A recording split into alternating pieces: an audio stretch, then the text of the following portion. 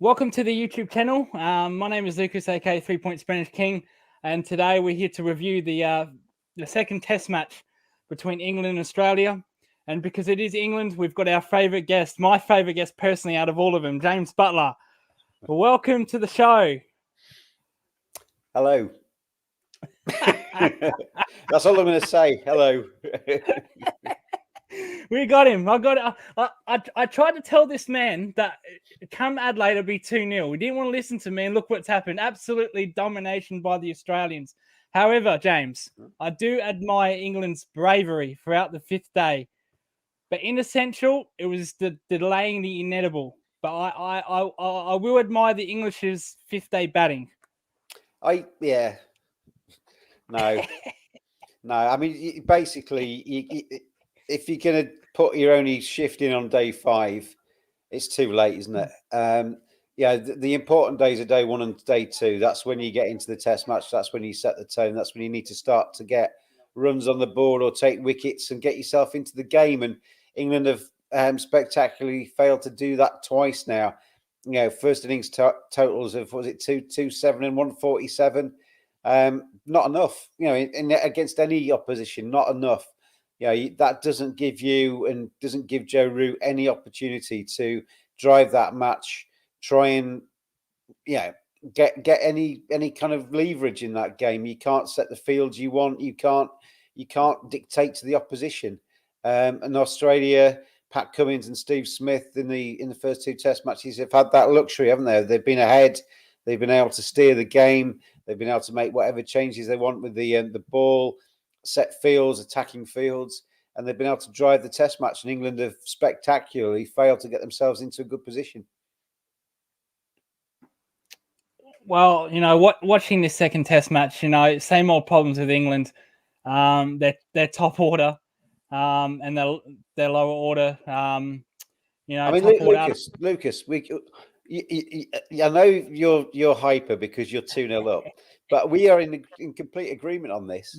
England can't. I said to you after the first Test match, England can't bat, and if you go into a Test series when you can't bat, you're not going to do very well, are you? You need to get those runs on the scoreboard. Joe Root and David Malan apart, it has been an absolute shambles at the top of the order for England. Rory Burns looks like he's on Strictly Come Dancing, not opening the innings. Hasib Hamid, I think, has got a future in Test cricket, but he's still very embryonic in that, and he's struggling with the pressure that the Ashes Test bring. What you want to see is young players coming into that side with batsmen that are senior to them, performing around them to be able to kind of steer them through a series. Hasib Hamid's looking around for guidance, and he's got Rory Burns shuffling his legs at the other end. It's just not. It's just not there, is it? Well, I think that's the huge problem. Outside of Joe Root, we said, well, who's going to make their runs? David Malan, who seems to be very good on these pitches, suits Test cricket well on bouncy wickets. Contrast to England, where not so much. But apart from that, Rory Burns is an absolute walking wicket. Ollie Pope is an absolute walking wicket. Josh Butler, I've got a little theory on Josh Butler, because that's now twice that Joe's Butler has played in innings like this. He did that against India. Unfortunately, that didn't save the match either. But I propose this. I think they should open with Joe's Butler and see how his patience can translate. You said his Christian name 5 times now. You say it differently every single time. Josh Butler. Josh Butler. Josh. Before I criticise him, I want to get his name right. Okay. But I mean, let's go through some of these England batsmen, shall we? Yeah, let's go through them. Let's start with Josh Butler, because I've got a theory with Josh Butler. He is undoubtedly one of the finest white ball batsmen in the world. If he was to leave Test cricket now, he would go off and he'd make millions around the world, and he'd probably be the best white ball batsman that we've ever seen, because he is that good in white ball cricket. In Test cricket, I think today, bizarrely, actually showed why he's not quite cracked Test cricket. He's had 55 Test matches. He scored 2 Test match centuries.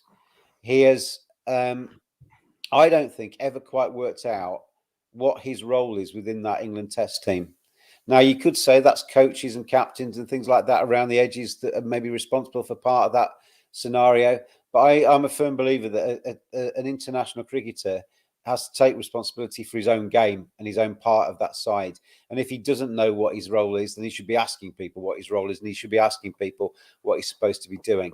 Now, he was initially selected as the new Adam Gilchrist, wasn't he? He was going to come in there and he was going to blast from the middle order and take England to 700 within 2 sessions.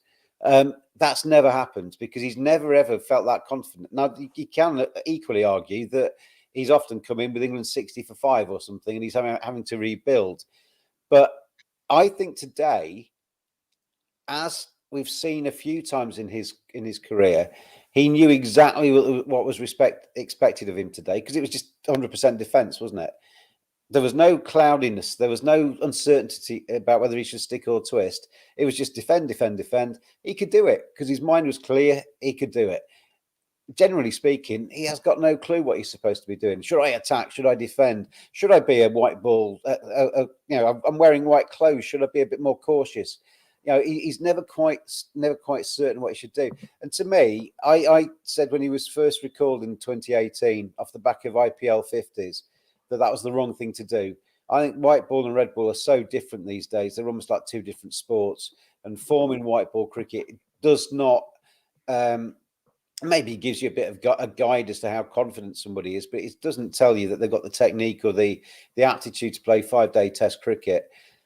And I don't think Jos Buttler's ever really cracked Test cricket. And I think it's now time for England to actually think, thanks, Jos, be a white ball player, lead us to T20 World Cups, lead us to ODI World Cups, go off and play for in the IPL and the Big Bash and the Caribbean Premier League, do whatever you like with your life now. But Test cricket is going to be somebody else. That's going to be somebody else's spot. I think Ben Foakes is the one I'd bring in for Jos Buttler. Bizarrely, Lucas, this England Lions team, we've spoken on the podcast earlier about the Lions shadowing they've gone home.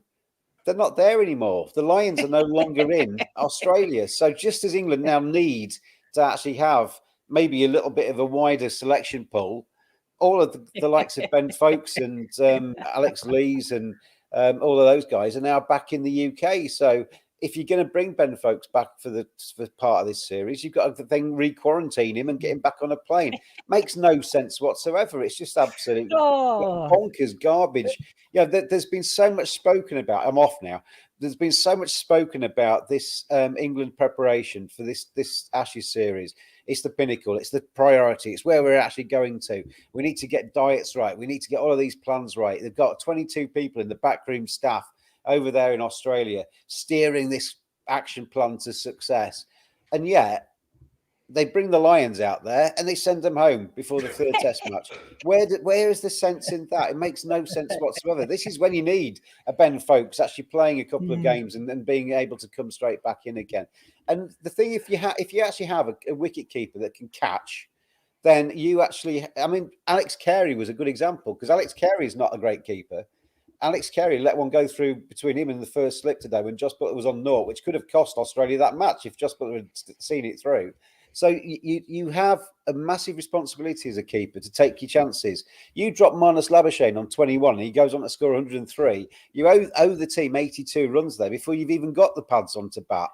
And this is where somebody like Ben Foakes comes in, tidy behind the sticks, takes those chances, catches Labuschagne on 21, gets stumped Steve Smith when he's on 23, whatever. And you can therefore get into the opposition's batting.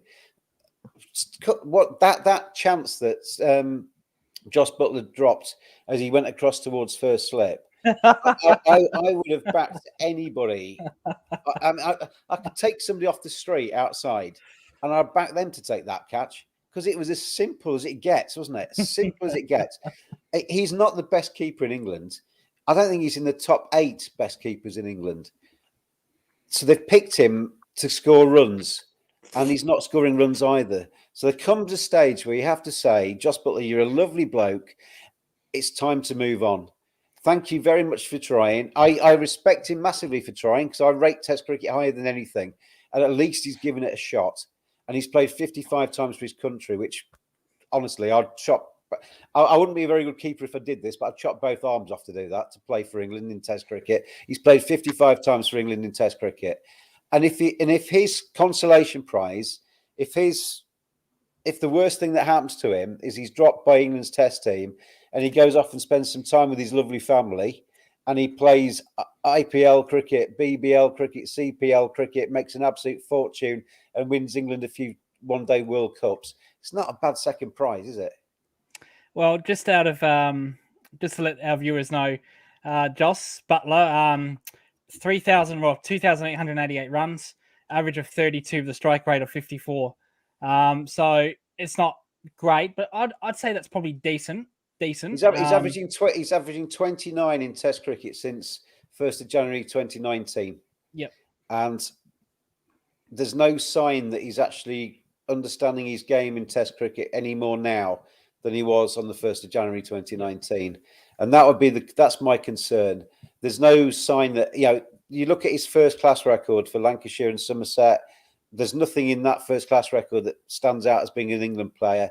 There's nothing in his last 3 years in an England shirt. I'm not saying he's awful by any means. He's passable. But if you're trying to build an England side to be competitive in big series like the Ashes, you've got to, okay isn't good enough, is it? You've got to go for somebody that's actually good. All right, we'll bring in Paul here to the podcast, but just a yes or no, James. Would you open with Butler in the next Test match? Oh God, no. Okay. No. I mean, I've seen people. Sorry, Paul. I'll be quiet in a second. Yeah. I've seen people talk about Jos Butler opening. I've seen people talk about Johnny Bairstow opening the innings in a Test series, particularly the Ashes, which is as pressurised as it gets. Being an opener it's a specialised position. That's something that people spend years trying to work out their game, to know when to leave the ball outside the off stump, know how to tackle that new ball. It's a specialised position. You don't just basically say, "Oh, Chris Woakes looks like he can bat. Let's put him in as an opener. He can bat alongside Jos Butler. Let them open the innings." It doesn't work like that. He might actually do better than Rory Burns. We're welcoming in Paul to our show. Thank you, Paul, for joining. He's been on our podcast a couple of times. We're supposed to be talking about Australia's magnificent win, but all we can do is complain about England's terrible performances, and it seems to hasn't got any better. So, on an Australian perspective, Paul, what did you think of their performance? Australia, was it good Australia or bad England, or was it a bit of both? Oh, I think it was primarily good Australia. I think that England did what they seem to do here all the time. They competed for large sections of the game, but they make the same mistakes. That I found it amazing. You guys might have already covered this off, but I found it amazing in the press conference after the match, Jye Richardson talking about how we just got our lengths wrong. It's like, well, you always do that. And it's almost as though he must be going up to some of these fast bowlers and saying, "Can you please pitch it up?" And they're saying no. Yeah. It's like Stuart Broad and Jimmy Anderson saying, "We just do not like getting driven so much that we are content to just beat the bat." Yeah. Can I just nip in there, Paul? Yes, James, yes. I heard Jye Richardson expand upon that post-match interview later. And they actually asked him that question. Have you actually been talking to the bowlers about this? Because there was a bit of a conspiracy theory after that interview that maybe Jye Richardson hadn't really actually confronted the bowlers, and now he's just outing them in the post-match conference. But he said, during the sessions, in the intervals, we look at the stats, we look at what's working, we've been telling these bowlers to pitch it up, and then we come back out again and they don't do that. And knowing Rooty to a degree, he only says stuff in interviews if he actually wants it to register. He's the first to be quiet if somebody's done something wrong, but he wants to kind of protect them from the outside world. He's basically outing his bowlers there. He's basically saying to his bowlers, you didn't follow orders, you didn't do the right thing, and this is on you. Well, that's just extraordinary. And you'd hope that he can then muscle up and say to one or two of them that you're going to get dropped. We are not going to pick you if you're consistently not going to do this. So I think that it's crazy to say it, but if England had won the toss and bowled in Brisbane, if they'd not bowled no balls, which is pretty unprofessional, and if they'd pitched the ball up a little bit more, they might be leading 1-0 or something. Like it's I think Australia were very, very solid.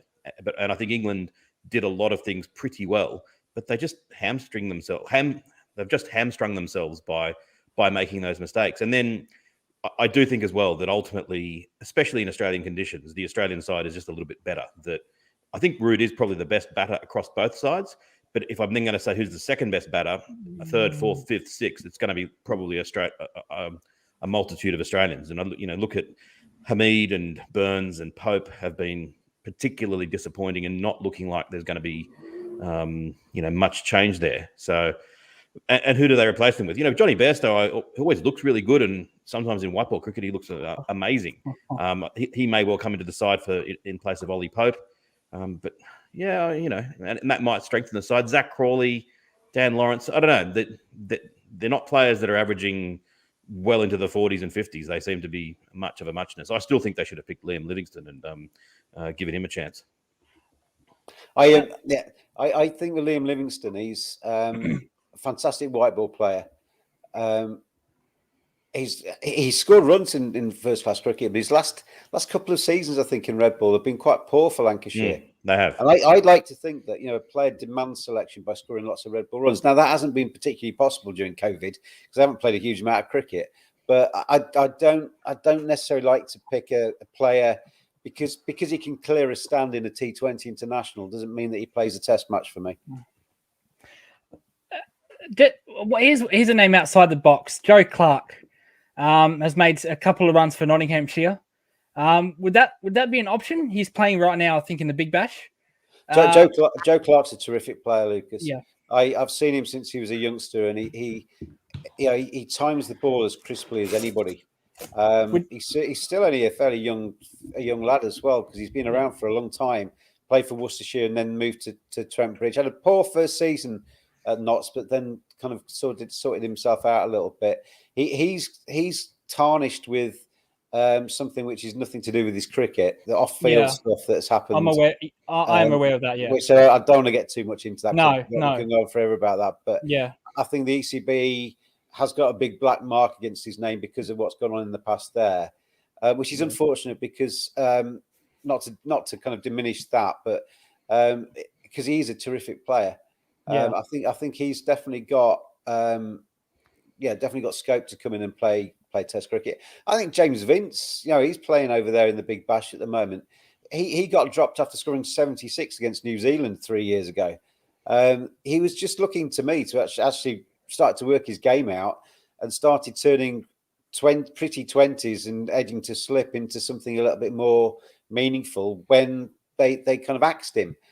Which made little sense to me. And I think he knows. I mean, David Malan is somebody who I think he knows his game a lot more now than he did 4 years ago when he was last in Australia.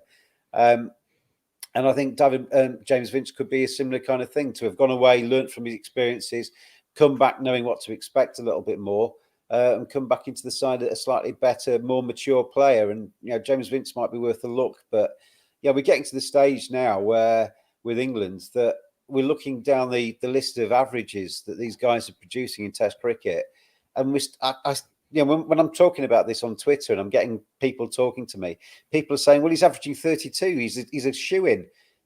Averaging 32 in Test cricket is not great. Averaging 50, 55 in Test cricket is great. Averaging 40 plus is good. Good solid Test match cricket. Averaging 32 is droppable. Well, Paul, back to the players. Michael Neser and Jye Richardson. This makes this result even look bad for England because we had no Pat Cummins, we had no Josh Hazlewood. It would probably be Pat Cummins' number one bowler. Josh Hazlewood probably top 3, top 4 easily, in my opinion. And this was a comfortable win, even without those bowlers. And I thought, in my opinion, Neser was very good. I thought, even though he took a 5-week haul, I thought Jye was a little bit patchy in some parts of the game where he was bowling full, just giving 3 runs to Malan and Root and Rokes. But I was really impressed with Neser's seam movement. I think he would be very dangerous in Hobart if they played a traditional green top there. But albeit Jye Richardson did get a 5-week haul. How did you see those guys' performances? Yeah, it's interesting because I think the world of Cummins and Hazelwood. I mean, and Cummins' record is it's extraordinary. If he keeps on going the way he is, then he's going to be right up at the very top of the list of the best Australian bowlers of all time. And his average is up there at McGrath levels, and his strike rate is amazing. So, and Hazelwood, sometimes I think Hazelwood's even better than him. That's how good they are.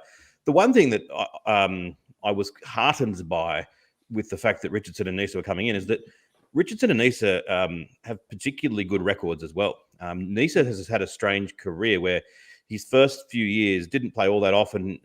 When he was about 27, about 3 or 4 years ago, if you cut his record off then, I think he had an average of about 35 and just looked mediocre.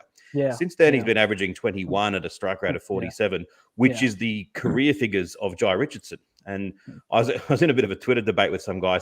I made the point saying, amazingly as it sounds, with these two wonderful bowlers being out of the side, Australia's not losing as much as you might think. And he was, saying what a fool I was. But I looked up their actual first-class records, and I know that Richardson and Neser's first-class records are almost exclusively at domestic level, whereas Cummins and Hazelwood are primarily at test level. But Neser and Richardson combined have better records in first-class cricket across batting average, bowling average, and bowling strike rate than Cummins and Hazelwood. Does that mean they're better than them? No, of course it doesn't. And I think we saw in this match, I was actually slightly disappointed with both Neser and Richardson. I take your point around Richardson. I thought he was going to be a little bit more destructive than he was, but it was a bit of a slow pitch. And I think that, on a Hobart wicket that does a bit, or especially in English conditions, Neser could be devastating. I just think Richardson had a game that, look, not a bad off game to have, taking 5 wickets in the second innings. By all reports, his performance at the Gabba in that Shield game earlier on, where he was, the batters that were getting out were talking to the, Langer and others and saying that's one of the best spells of bowling I've ever faced. He didn't quite deliver to that level, but I think that if say Smith and Labuschagne were ruled out, our 2 best batters, then the loss would be vastly more significant than our 2 best bowlers, because those 2 replacements are pretty effective. When's that happening? When can you arrange that for? I'll come back to. I'll address that point, Paul, you just made, but I want to go to another batsman, James Butler, another guy that's made a tremendous amount of runs at the LV County Championships. That's Ollie Pope, but unfortunately has not made it to Test level. And is, all on Twitter, all I see is Pope out, stuff like that. And I do watch a bit of the LV County Championships, and I do agree. His run score in the County Championships is amazing, unbelievable. Is this a case of maybe the LV County Championship isn't as close to Test match cricket than other leagues like Sheffield Shield, Ranji Trophy, when they brought in guys from Ranji, India against Brisbane, when they had Washington and Shaku, completely destroy us with their batting, and Siraj. Is there a problem with the English domestic county season? This I've seen a lot of people say this is Joe Root's fault. This is Chris Silverwood's fault. Yeah, that's the name I hear quite a lot, James. Chris Silverwood, and they've got to take some responsibility because they're in charge of the squad that's out there. But it's not, Chris Silverwood's been handed a gun with no bullets in it when it comes to Test cricket, because he's got a county championship structure that operates in April, May, and September on the margins of an English summer, where they've had to they've shoehorned the 100 in, sidelined the 50 over tournament, played the Blast earlier on in the year. White ball dominates the main summer months in England, and you need to have a first class system where you play in different conditions. In April and May in the UK, when it's damp, but you're going to get green tops, you're going to get teams skittle for 123, you're going to get little medium pacers taking 8 for 43 and suddenly topping the national averages because they're getting a lot of assistance out the surface. Luke Fletcher being one of them. Sorry, say again? Luke Fletcher being one of them. Well, Luke Fletcher, Darren Stevens. I hate the team.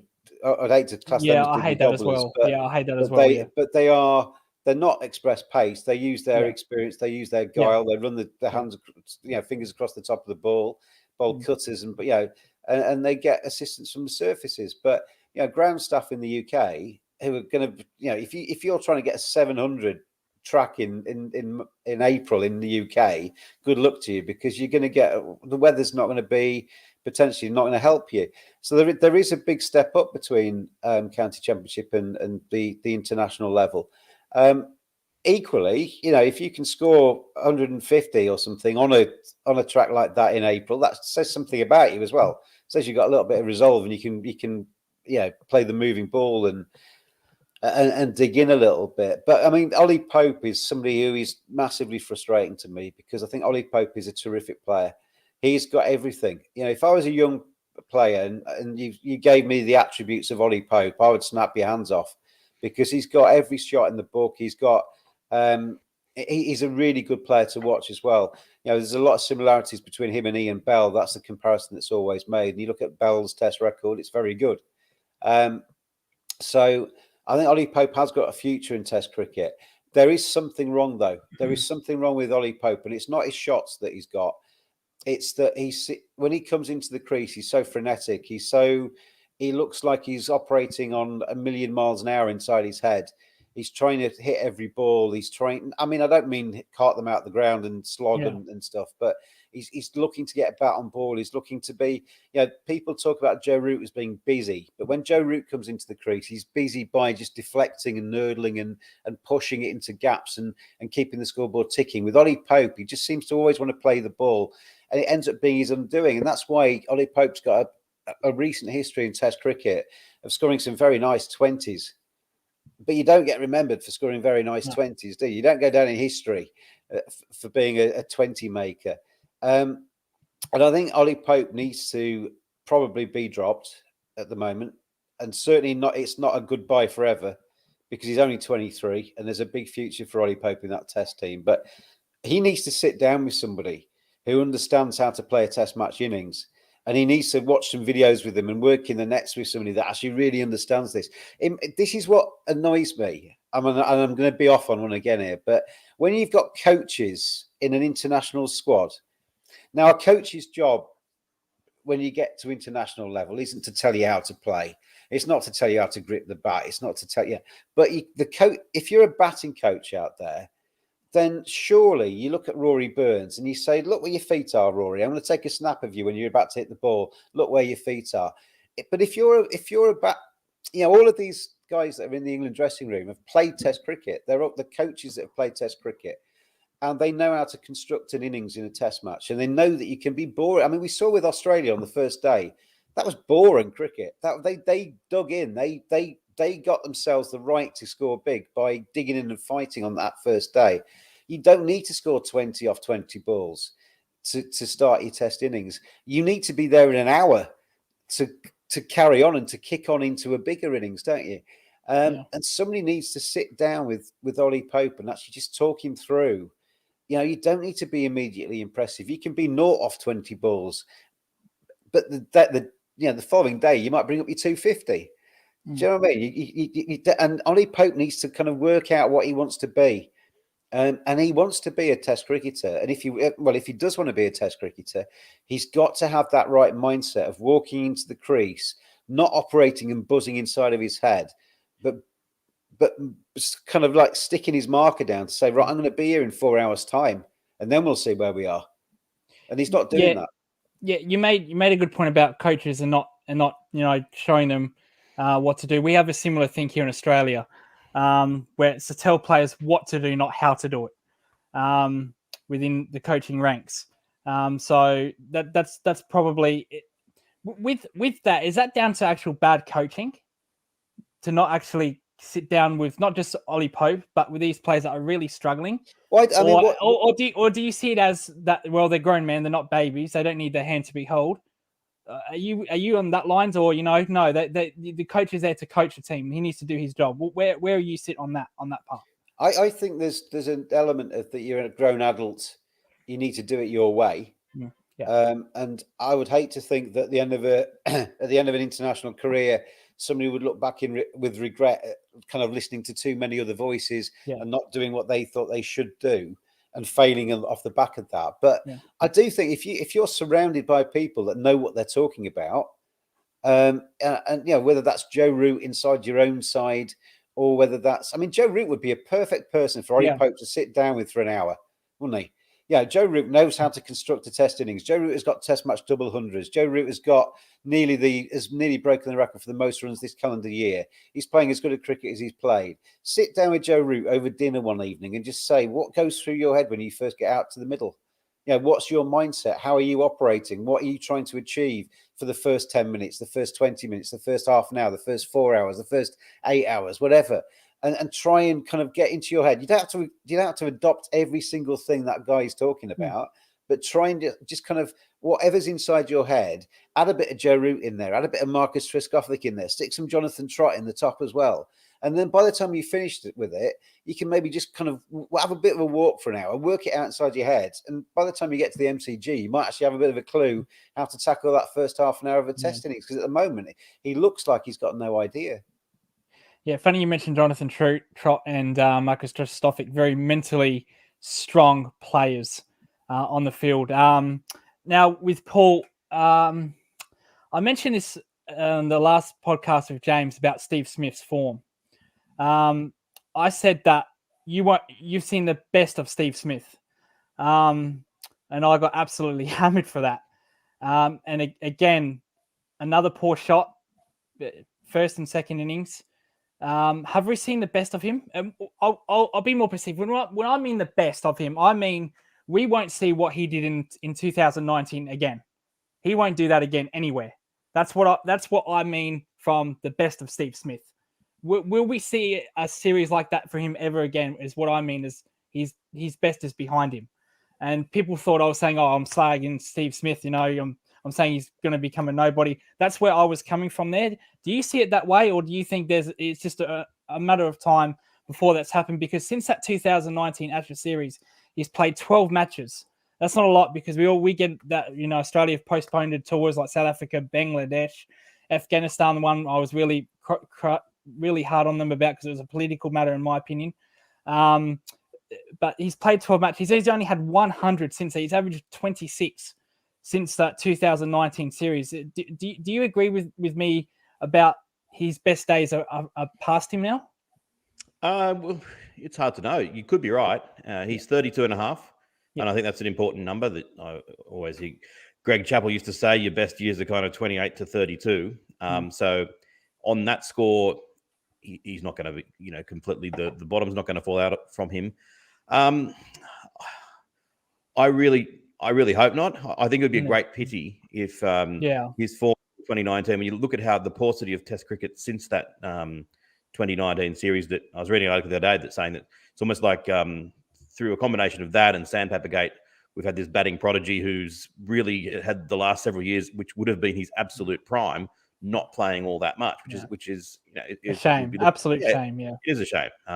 Same thing happened to Bradman with the Second World War. So much longer gap. Yeah, I mean, it's hard to be too critical of in this match. He got a 90 in the first innings, and I think it was actually I think the first innings was a pretty good ball that got him out. I think it kept a bit low. Yeah, it kept low. I'll rephrase that. It did keep low from James Anderson, so I'll take back that statement. But the second innings, that was a bit of a poor shot, in my opinion. I think he wanted bat on ball. Well, not only that, he also he was should have been out first ball and was out second ball. I know it's umpire's call, but that means by the letter of the law that's out. So he's kind of 3 for not many in the second innings. I sometimes think he's so good that he just thinks he can bat time because you look at the way that Travis Head came out and just played with a bit more risk tolerance and was run a ball 50. If Steve Smith had walked out in that second innings and someone said to him, we're going to declare in an hour, just go for it, he probably would have played just as fluently as Travis Head. I sometimes think that because he's so good and he just thinks I'll play every ball on its merits, occasionally he can get becalmed at the start of his innings. But I mean, he did that in 2019 in the first test. He got becalmed and then went on and made 140. So I can't really criticize him. But to give an answer to your question, I'm going to say no. I still think we are going to see some massive output from him. But I can certainly see where you're coming from, and maybe in a few years' time you'll be proven right. Yep. On a contrast to Steve Smith, David Warner, since the 2019 Ashes, has probably been Australia's best batsman. Absolute tragedy, the shot he played, getting out, hitting it straight down to Stuart Broad's throat. Second, the first match, got a bad bounce from Ollie Robinson, just like Steve Smith did against James Anderson. But he's averaging around 80 plus. Obviously, the run out, which wasn't even England's fault. So David Warner, you can make an argument. David Warner's been our best batsman, since that 2019 Ashes, and even though he hasn't made the hundreds, his form is going nowhere in Test match cricket. He's one that's been copped a lot of flack. I think unnecessary in my opinion. Yes, he had a poor IPL, but IPL doesn't make Test match runs. And since he came to Test match cricket back from the T20 World Cup, he's played differently. A very strange David Warner. Strike rate right down completely. A lot more patient, where you normally don't see with David Warner. A lot of balls that are short outside off stump, you think, he's going to smash these. He leaves them, especially early in his innings. What have you made of David Warner this Ashes series? Well, I think that since the 2019 Ashes, I think Labuschagne has been our best bat, not so much Warner, but Warner's still. I think that, you can't do much more than Labuschagne's done. He's got to 2,000 runs faster than anyone other than Bradman and maybe one other. So yeah, I agree with that. Yeah.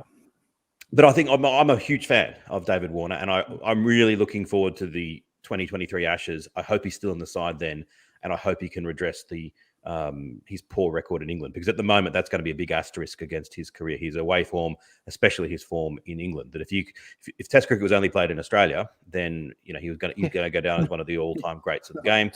Well, Test cricket is only played in Australia. You don't tour anymore, do you? That's true. Yeah. I'm sure that's unbelievable, James. That comment. I can't believe you had the audacity to say that comment. I can't believe you just said that. It's pretty true. We haven't got the greatest record. I'll get him for that. I'll get you for that, James. I'll get you that on another show. Trust me. I can't believe you said that. I agree with it, but I'm going to get you for that. So I've been really heartened by what Warner's done in the last few months, because there were people saying that he should be dropped from the T20 side after the practice matches where he failed. Went out, player of the tournament in the World Cup, and a 90 in each of the first two Test matches here. Got a fair bit of luck in that first Test, but to get 90 with badly damaged ribs, with a lot of pain in that this Test match. His fitness is amazing. He's he's, I don't know how old he's now. He's 34 or whatever else. He's fitter than almost anyone in world cricket, and I think he does some training with the rugby league guys, and he's almost as quick as the quickest rugby league players who are 10 years younger than him. So he's it's also going to be interesting as well when he eventually does retire, if he's going to write a book that is going to have a lot of people nervous about what other things that he can shine a light on as to what happened in that Cape Town dressing room. He's kind of got that up his sleeve as well. But yeah, I'm a huge fan of him, and I hope he succeeds in the 2023 Ashes and in this coming year when we've got 3 different tours of the subcontinent as well. Yeah, very important tours of the subcontinent. I think Pakistan, India, Sri Lanka, places, well, take out Pakistan, places where we've been destroyed and humiliated, especially the Sri Lanka last time we were there. I think we lost 3-0. Absolute embarrassment. I remember that well. I had money on Sri Lanka in each Test match, so I remember it fondly with opposite of patriotism. Probably not as embarrassing as that pathetic Bangladesh loss, which I won't forget.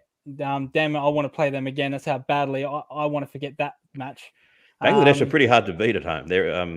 They're a pretty good side in Bangladesh. I think actually they beat England over there, James. Well, I spoke to a couple of the players that went to Bangladesh, and they said that you can't train for that. If you're coming from pitches that don't turn like they do over there, you can face the Merlin bowling machine and you can set it on turning square and all the rest of it, but nothing actually really replicates being out there in a Test match against the quality that they've got, and they can really rip it. And it's not, like Paul says, it's not the easiest place to go. It'd be interesting whether we prepare as we should for that India tour. That's a good point. You just said prepare. I think the last tour of India, didn't we prepare a hybrid wicket, a random hybrid wicket? Was that the tour? Dubai. Was that something else? Yeah, no, it was the India tour. We went to Dubai, and they've got the Centre of Excellence there, where you've got pitches that you can tailor to what you want. And it was the best prepared we've been on an Indian tour in a long time. And we went within an inch of winning it. Like we were in the series the whole way. Ultimately lost at 2-1, but it was a pretty impressive performance given that we've only, the last time we won in India before 2004 was 1969-70. So it's kind of Matthew Hayden did something a little bit similar in 2001 that he was expected to fail on that tour. Everyone thought he couldn't play spin, me included. And I think he spent 3 weeks on a Brisbane pitch where he got roughed it up, watered it up, threw pebbles on it, destroyed it basically, and got all the local spinners to bowl at him, and just practiced and developed the sweep, and then went and had a bumper tour. So even though they do play all around the world and they are much more accustomed to handling different conditions, I still think some designated preparation can go a long way, and team selection as well. That we've got to have players in the side who have either proven themselves in Indian conditions or we feel will be able to succeed in Indian conditions. So I'd love to see Maxwell get another opportunity over there. I think with his handy spin bowling as well, that would be great to see. I think that would be a conversation for a different day, especially with Glenn Maxwell. Of course, going back to the Ashes, because I know you're pressed for time, Paul, I'll ask you this question. Yep, sure. This final question, and then I'll ask James this. Well, obviously, you'd bring in Hazelwood and Cummins. What would you do with Marcus Harris? Personally, I wouldn't have picked him in the first place. Yeah, but that's not. Yeah, I agree with that. I think they should have went with Tim Ward. That's my opinion. Tim Ward, the young batsman outside of Tasmania. I would have picked him. He's made a good start to his career. I think I'd need to see a little bit more of him performing at that level for a little bit longer. But I think that Harris, the one thing that I can sort of handle the fact that they picked him is that in the last few years, his first class record has been pretty decent. On the whole, it's pretty modest, and his test record is even more modest. So I would have gone elsewhere, but I don't think it was a disgraceful decision. I've got much more worked up about other decisions that they've made, but I wouldn't have gone with him. I see where they're coming from, and that they're saying that they want to be. They want to say, if we've picked the side, we've picked them for the right reasons. Therefore, we are not going to drop a player on the basis of 2 matches, because that would kind of invalidate, well, why did you pick him in the first place? So I think that they will persist with him through sheer bloody mindedness, and also because it's 2-0. If it was 2-2 and the Ashes were on the line, they would drop him, absolutely instantly. And I think if you said to George Bailey, the result of this next test match is going to determine whether or not you spend a year in jail, he would drop him and he'd bring Khawaja straight in. But it's not. So, he can afford to give him some time, and he's not a bad player. So he might come good. But do I think he'll be in the Australian test side in 2 years' time? I don't think so. Okay. I'll tell you what, if the England selectors had a year in jail hanging over that, we'd never see them. I think the English public would love to see that, especially with Chris Silverwood, James. But thank you, Paul, for joining us. Thanks, guys. Sorry I have to leave. It's great to touch base, and hopefully the rest of the series livens up a bit in England, make a fight of it in Melbourne. Thank you, Paul. Much appreciated. Cheers, guys. Cheers. And with you, James, would you play Rory Burns and Ollie Pope in the next test match? Well, what options have you got? Would you bring in a Joe Clark that's been playing in the Big Bash, hasn't been making any runs? I think he's been dropped. Couple of zeros. Would you go outside the box with him? I don't think Joe Clark's the answer necessarily in this series. Yeah. James Vince potentially could be called in from the Big Bash. You got Sak Mahmood, but I don't think the bowling is necessarily the problem for England. I think it's strange actually, because you often hear people talking about what England team's going to happen in the next Test match, and everybody talks about, is Anderson going to play? Is it going to be Broad and Anderson? Should Mark Wood come back in? To be honest, the bowling attack isn't necessarily the issue. The first priority is to get that batting right. Rory Burns is interesting. I mean, I said to you, I think last time I criticised him was when he played against Ireland, and he came back and got 300 against Australia. Yeah. There were signs in that second dig, weren't there, where probably pure bloody mindedness and mind over matter. He got a few runs and started to just kind of have some time in the middle. He wouldn't be my long-term answer, but I think he's probably going to keep his place for the third test. Hasib Hamid, might be my long-term answer. Needs to get a score, but I think keeps his place for the third test. Purely on the basis that the alternative is Zach Crawley, who's averaged less than them over the last 12 months anyway. So if Zach Crawley is the answer, you're asking the wrong question, I think, in terms of England's top order. So, Joe Root and David Malan obviously keep their places in the middle. Ben Stokes, I've always felt with Ben Stokes, he's one place too high at number 5. Yeah, I'm glad you mentioned him. I do actually wanted to talk about him and what have you thought about his bowling and his batting? We'll come back to that, but I think he's 1-2 place too high at 5. I wouldn't mind swapping the Pope place and the Stokes place around and giving Stokes, because I think the one thing Ben Stokes he's very good at is batting with the tail as well. And number 6 in England's teams, often has to bat with the tail. We saw that at Headingley is a perfect example of shepherding the tail towards that target. Thanks for bringing that up. So we've got to get something in. But I think I'd give Ollie Pope a rest. Dan Lawrence is on the sidelines. And Dan Lawrence, I like Dan Lawrence. I think he's got a little bit between the ears. He is prone to a fairly loose shot early on, which can be his downfall. But if he gets in, he can kick on. He was part of the Lions tour 18 months ago, whenever it was, where he averaged over 110 across the test matches against the Aussies in that Lions trip. So he can play on Aussie wickets. So I'd like to see Dan Lawrence get a few test matches in this series. And Josh Butler, does Josh Butler stay on just to protect somebody else from getting the indignity of having to keep through the rest of this series, or do we actually bite the bullet and get rid of Josh Butler? Whatever I say, they will pick him because they pick him regardless. So it's almost pointless me saying drop him or keep him. But Josh Butler will be playing in Melbourne regardless of if I say he should be dropped or not. And with Laura, he's got the negatives on somebody. He's got some story on somebody because I love him as a player. I love him as a you see him interviewed. He comes across as a really, really nice bloke. I just don't think he's ever going to crack Test cricket. And so why give him another 55 Test matches to still not crack it? I think we've got our own version of Josh Butler, and that's Sean Marsh. Every time he gets picked, we say he must have photos of somebody. I'm one of those people. But back to Dan Lawrence. Also, good play of spin. I think he made that 50 in Sri Lanka. And what I liked about him when he came into that team in Sri Lanka was his manner at the crease. Sometimes you see a player coming into a Test team and they almost like visibly shrink, and they look edgy and nervous, and they're tentative. And whereas he came out there and he was cracking jokes a little bit with the umpire, I remember, and he had a big smile on his face. Dick Weller behind the stumps was in his ear, and he was laughing at what he was saying. And that to me shows that he's got a little bit of, he took to it quite nicely.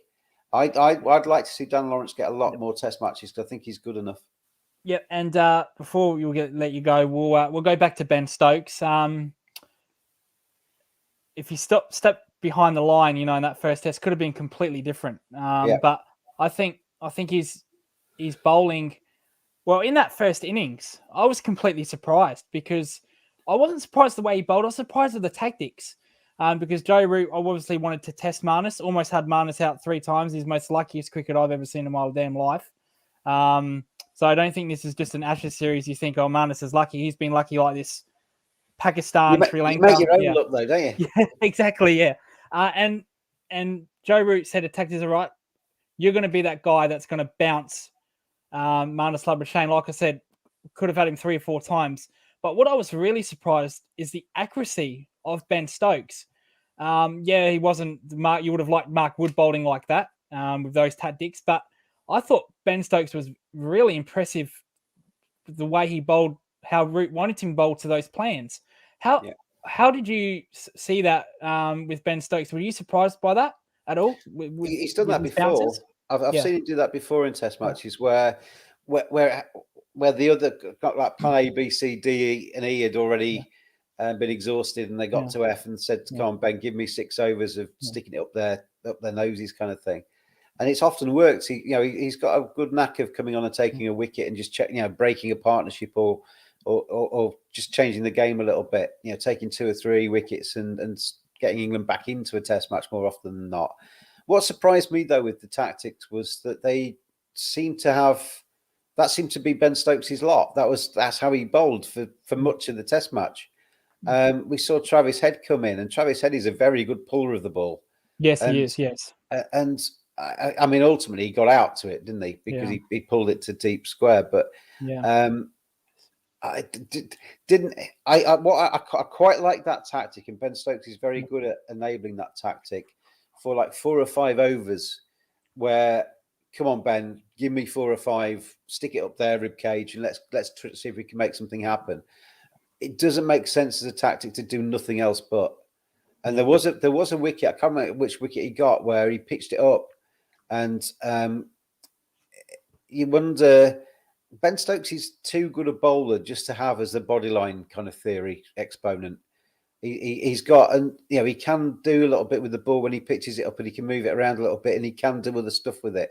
He's not this one-trick pony that's just a battering ram. And I think a lot of that tactic was to do with, as you suggested, Mark Wood not being in the 11, and so Ben Stokes was the only person that could really get it up their nostrils and make them jump around a little bit. And it's a tactic that is useful, but it's a tactic I thought was overused.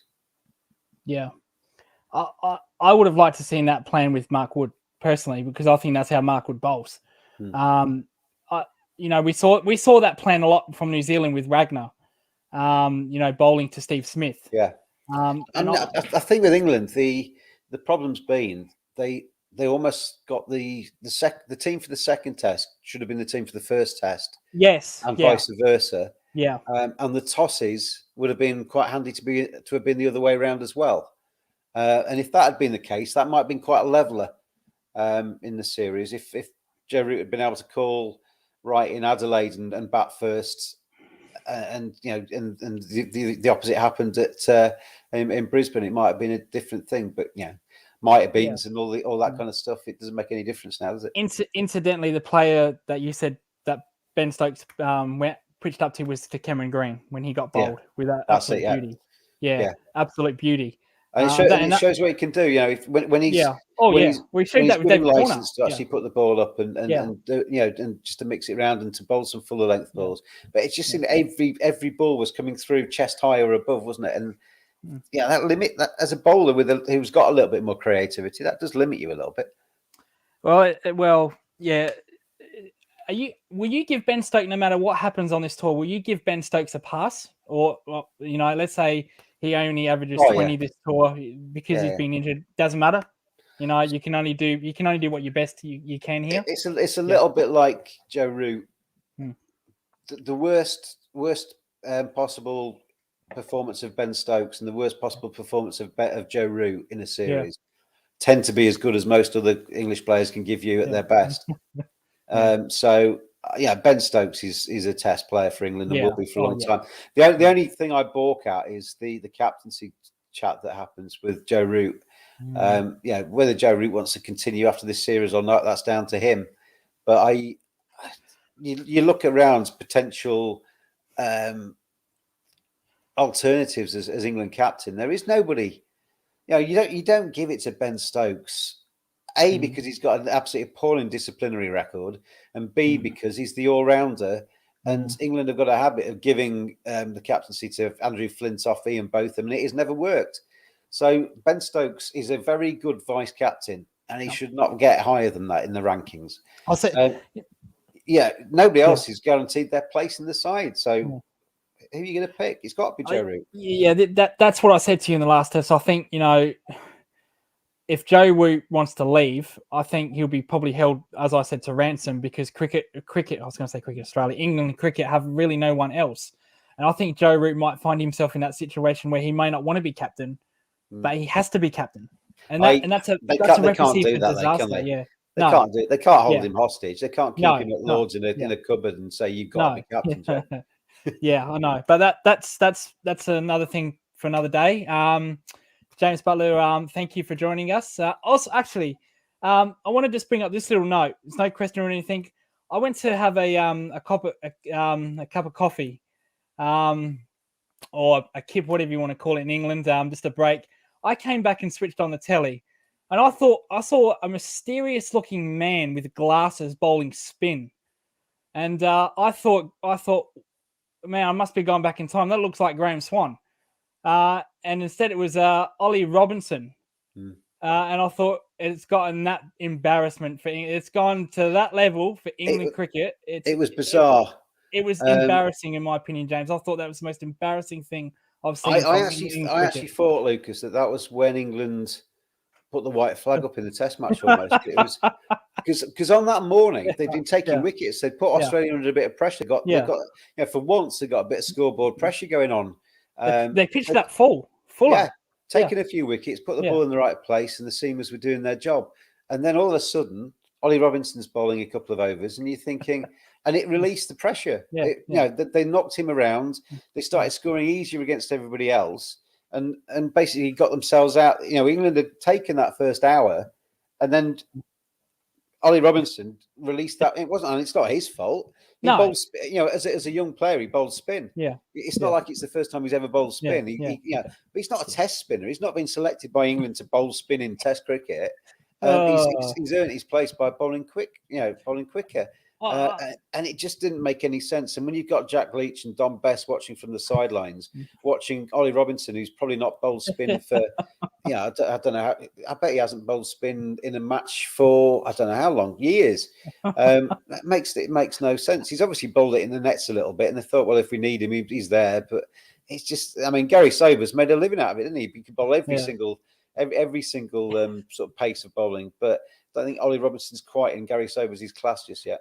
Well, it did bring back nostalgic memories of Graham Swan, in his glasses when Ollie Robinson kept it on. Yeah. I saw that on Twitter. Everyone was thinking, oh well, what the hell was Graham Swan doing? And I was the same. I could not honestly believe it. I thought, who the hell is this guy? Because you have players like Malan that can bowl part-time spin. Yeah, and Malan came on got 2 wickets. Yeah, he did. But Ben Stokes was captaining at the time, wasn't he? Yeah. I think it was when Jye Richardson was off with his abdominal issues. Yeah. Well, I don't know if I've told you that story, James. I may not, but I was a couple of weeks ago. I was wicket keeping, and I feel Jye Richardson's pain. However, unlike him, I was not wearing a box. Yeah. I was up to a pace bowler, and I got a bad bounce. And when you see those things happening, you laugh. And then it only happens when it happens to you, and you see it again, you don't laugh. It is any women watching this. Yeah. Childbirth's got nothing on that. No. Has it? Nothing on that. I've been hit a lot of times cricket. My stupid problem for not wearing a box. That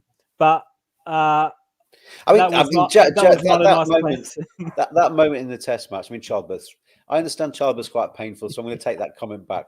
But careful, James, don't get in trouble. I know you got high respected women on your podcast. Don't get in trouble. I'm warning you. For Joe to get hit in that area and then go to hospital for scans and then to basically face the fastest bowler in the Australian side and to get one plumb on the plums later on was oh God, can you imagine the pain? Yeah. He was writhing around, wasn't he? He was properly in pain. Like I said, when you see it 1,000 times, you laugh at it, but when it actually happens to you, you don't laugh anymore. You say, nice. I know what you're feeling, mate. I know what you're feeling. Fortunately, Ruti's had 2 children already, so he's he may have to finish there. Yeah, unfortunately, I haven't. So when I got hit there, it was not nice. But anyway, James, on that bizarre note, we'll wrap up this show, and we'll go to next test is in Boxing Day. Hopefully, for your sake, we can actually talk about England being positive. That'd be nice, wouldn't it? It'd be nice. I'm not bothered if England win the Ashes. Yeah. This may sound strange, and because I commentate on a lot of cricket,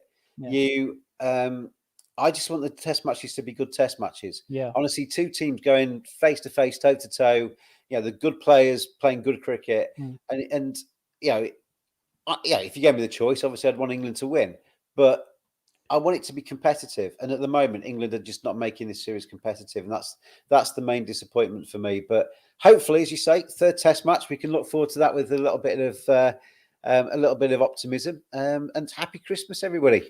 Well, yes. Well, on contrast, James, what you just said, I couldn't give a damn if we belt England by a damn 100 runs, 1,000 runs, one innings. I couldn't care less. Happy Christmas to everybody apart from Lucas. Oh, well, on that note, James, thank you for coming once again. What you want to give your because you said you commentate. How do we listen to your commentary? I commentate for a company in Leeds. It goes on to various betting sites and online services around England. So if you're on those, you might hear my voice and recognise my voice. And obviously the Cricket Badger podcast is exactly. We're doing those as we go through the winter months as well. At Cricket_Badger on Twitter. And it'd be good to have you along listening to those as well. And as I say, happy Christmas, everybody. Happy New Year. And see you for the third Test, Lucas. Exactly. Merry Christmas to everybody. And we'll see you in the Boxing Day Test match. James Butler, thank you for joining us. Obviously, a real pleasure. I'm sure you'll have to get me back during the Boxing Day Test match, but it won't happen. We were going to win that again, 3-0. I wouldn't bet against you, to be honest. But anyway, James, thank you so much. And thank you guys for watching. Make sure to like and subscribe. Make sure to add James on Twitter, the Cricket Badger, and please listen to his podcast. Very good. I've listened to it. Very good. He hosts numerous of guests and his badgers, as he calls them. So please listen to him. And James, thank you so much for joining. Bye, everybody.